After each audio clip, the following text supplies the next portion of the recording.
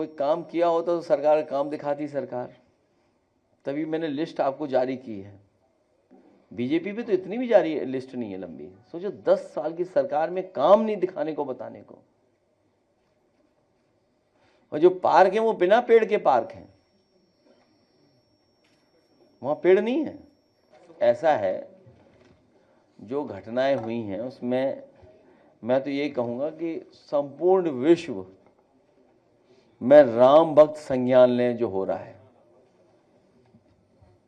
संपूर्ण विश्व के राम भक्त संज्ञान लें, दुनिया भर के सनातनी संज्ञान लें, अयोध्या के पूज्य साधु संत संज्ञान लें, माननीय सर्वोच्च न्यायालय संज्ञान लें, माननीय लोकसभा अध्यक्ष भी संज्ञान लें, उत्तर प्रदेश अयोध्या के नागरिक संज्ञान लें, समस्त पीडीएस समाज संज्ञान ले कि बीजेपी के लोग किसी भी सीमा तक झूठा प्रचार कर सकते हैं। सच्चाई तो यह है कि चढ़ावा, चंदा, दान, चोरों का गिरोह जन आक्रोश का सामना नहीं कर पा रहा है। और जो बात आप कह रहे हैं, ये गिरोह डरा हुआ है जन आक्रोश का, इसीलिए घर बैठे हुए हैं। और ईडी, सीबीआई, इनकम टैक्स, आप बात समझ नहीं पाए। मैंने ये कहा कि पावर स्ट्रगल है। अगर ईडी, सीबीआई, इनकम टैक्स होता तो किसके हाथ में होती जांच? जब तक कि दिल्ली वाले को सोच पाते, लखनऊ वालों ने अपने हाथ में सब कुछ ले लिया। इतनी भी बात समझ में नहीं आ रही। एसआईटी क्या है? ये एसआईटी रिपोर्ट किसको दी गई आपको? क्या है ये एसआईटी?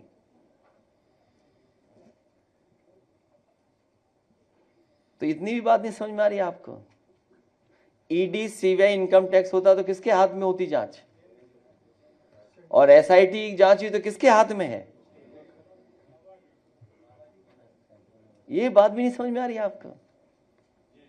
ये पावर स्ट्रगल की वजह से ये सब कुछ हो रहा है। और वो कहावत है ना, जो give a man power you know the character. तो पैसे को देख करके लोग भौरा गए एकदम। और हम तो ये मानते प्रभु श्री राम के बारे में जो पढ़ता हो वो लक्ष्मण रेखा खींच के रखे। मर्यादा पुरुषोत्तम, मर्यादाएं को लांग गए ये सब लोग। एनसीआरबी के आंकड़े बताते हैं, और आंकड़े जो आप बता रहे हैं वो ही आंकड़े ठीक हैं। तो जब सरकार ही नहीं स्वीकार कर रही है, और हमारे साथी हैं दाना गाना वाले, वो भी उनके खिलाफ नहीं है, तो सच कैसे जानेगी जनता? ये जो दाना गाना वाला मामला है, असली शिकायत हमें और आपको उन्हीं से करनी चाहिए। अगर आपको याद हो, कुछ दिन पहले जब प्रेस में हम लोग थे, इस बात पर हम लोगों ने चर्चा की थी। और अगर एथेनॉल मिलाया जा रहा है तो कम से कम ऑटोमोबाइल कंपनियां ये कहें कि हाँ एथेनॉल इतना मिला सकते हैं। कंपनियां आखिरकार क्यों नहीं ऐड दे रही हैं?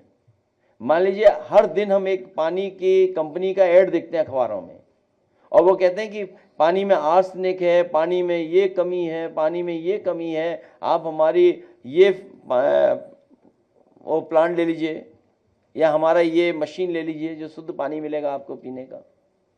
तो ऑटोमोबाइल कंपनी क्यों नहीं ऐड देती है इस बात का? मैं तो, आपने जो सवाल किया है, मैं तो खुद अपील करूंगा। आम लोगों में ये शिकायत आ रही है कि एथेनॉल मिलाने से उनकी गाड़ी का मेंटेनेंस और माइलेज खराब हो रहा है। तो ऑटोमोबाइल कंपनियां आएं और बताएं कि कितना एथेनॉल मिलना चाहिए पेट्रोल में। आखिरकार वही ऑटोमोबाइल कंपनी ही बताएगी ना। मुख्यमंत्री जी के स्वजाती लोगों ने हत्या की है। और याद कीजिए विश्वकर्मा समाज की बेटी के साथ क्या हुआ था। पूरी पार्टी लड़ने गई थी, उस समय भी न्याय नहीं मिला। और केवल यही नहीं, एक बेटी जो जौनपुर की मिल के गई थी मुख्यमंत्री जी से, सोचो मुख्यमंत्री जी क्या क्या कह करके उसको घर वापस भेजे। तो इस सरकार में न्याय मिल पाना मुश्किल है। जब सरकार हटेगी तभी न्याय मिलेगा। एक ही संकट है, भारतीय जनता पार्टी। भारतीय जनता पार्टी हटेगी तभी संकट मिटेगा। सच्चाई ये है कि उत्तर प्रदेश की जनता बदलाव चाहती है। किसान को जो सुविधा मिलनी चाहिए वो सुविधा नहीं मिल पा रही है।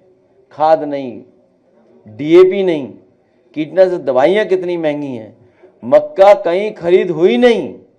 और आप जानकारी कर लें हमारे पत्रकार साथियों, पूरी मक्का भारतीय जनता पार्टी के नेताओं ने खरीद करके रेट ले लिया है। किसी भी किसान को जो रेट मिलना चाहिए वो नहीं मिला है। भारतीय जनता पार्टी के लोगों ने उन किसानों से लेकर के बीच में दलाली कर करके रेट ले लिया खुद। किसी भी जिले का आप अकाउंट निकलवा लीजिए, किसी भी जिले का आप डेटा निकलवा लीजिए, सब भारतीय जनता पार्टी के नेता निकलेंगे जिन्होंने मक्के का रेट ले लिया। किसी भी किसान को रेट नहीं मिला। समाजवादी पार्टी का हमेशा पक्ष रहा है कि चीन से खतरा हमेशा बढ़ता चला जाएगा।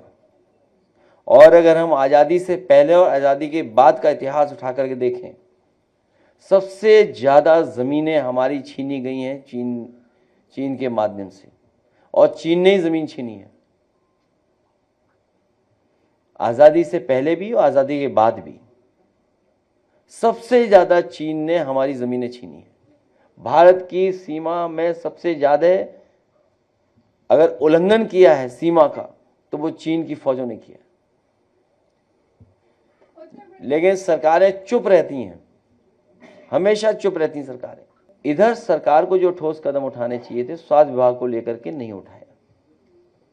इसी सिविल हॉस्पिटल को बड़ा बनाने के लिए समाजवादी सरकार में फैसला लिया गया था, और सूचना विभाग की जो बिल्डिंग थी उसको हटाने के लिए न जाने कितना क्या करना पड़ा, तब सूचना विभाग की बिल्डिंग हटी। वहां से नई बिल्डिंग भी बन गई, लेकिन जहां बिल्डिंग पहले थी वो अस्पताल को मिलनी थी, नया हॉस्पिटल बनना था, लेकिन अभी भी वो अस्पताल बन करके 10 साल में तैयार नहीं हुआ है।